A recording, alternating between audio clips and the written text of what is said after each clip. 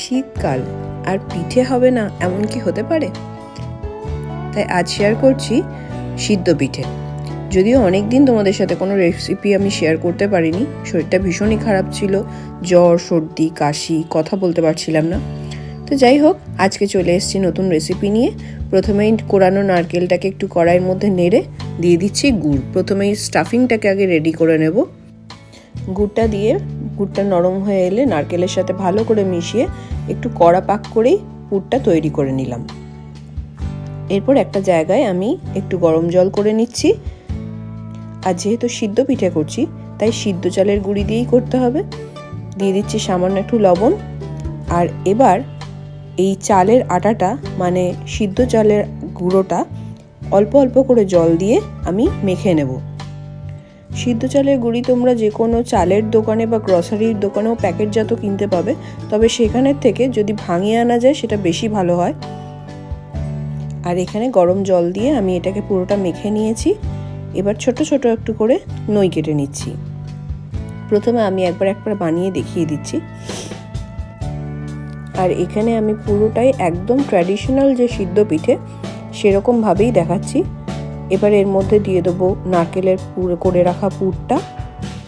নারকেলের পুরটা দিয়ে মুখটা ভালো করে বন্ধ করে দেবো। ঠিক যেভাবে দেখাচ্ছি এইভাবেই করতে হবে। পুরটা একটু চেপে চেপে দিয়ে মুখটা ভালো করে বন্ধ করে দেবো, যাতে সিদ্ধ হওয়ার সময় কোনোভাবে মুখটা খুলে না যায়।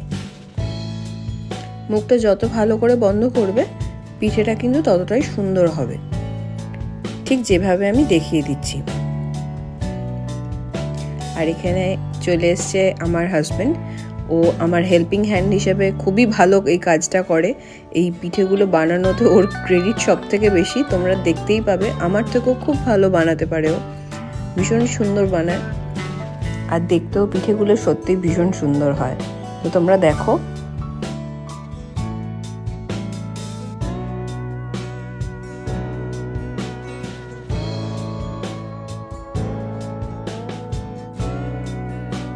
আর সত্যি বলতে যখনই এখন সিদ্ধ পিঠে হয় আমার হাজব্যান্ডই এগুলো বানিয়ে দেয়। আমার অত পেশেন্স থাকে না বসে বসে বানানোর, তো ও আমাকে এই হেল্পগুলো কিন্তু করে। আর যে কোনো কাজই দুজনে একসাথে করলে কারোর ক্ষেত্রেই কোনো চাপ হয় না। আর এই যে দেখো, ফাইনালি কত সুন্দর একটা ফিনিশিংও দিয়ে দিয়েছে। এইভাবে বাকিগুলো বানিয়ে নেওয়া হয়েছে। তোমাদের কাছে একটাই রিকোয়েস্ট, ভিডিওটা যদি ভালো লেগে থাকে তাহলে অবশ্যই একটা লাইক, শেয়ার আর সাবস্ক্রাইব করে দিও। সাবস্ক্রাইব করা কিন্তু একদম ফ্রি। এবার বাকি সমস্ত পিঠেগুলোকে বানিয়ে নেওয়া হলো। এই যে দেখো যেরকম দেখাচ্ছি। আর এগুলো সবই কিন্তু আমার হাজব্যান্ডই বানিয়েছে। আমি ওদিকে কড়াইয়ের মধ্যে জল গরম বসিয়ে দিয়েছিলাম।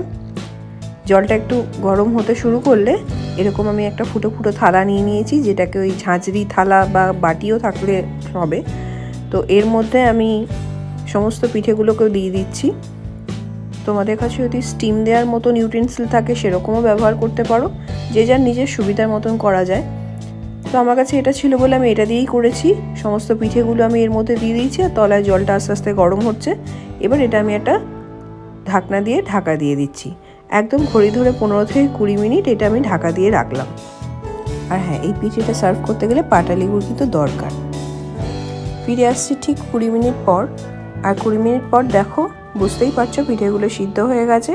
একটু আমি চামচ দিয়ে দেখিয়ে দিচ্ছি। খুব সহজেই নরম হয়ে যাবে, কেটেও যাবে। আর এই যে এই প্রসেসে এইভাবে যেটা বানানো হলো, ঠান্ডা হয়ে যাওয়ার পরেও কিন্তু পিঠেটা এরকম নরমই থাকে, শক্ত হয় না। তো চলো, দেখা হবে নতুন রেসিপি।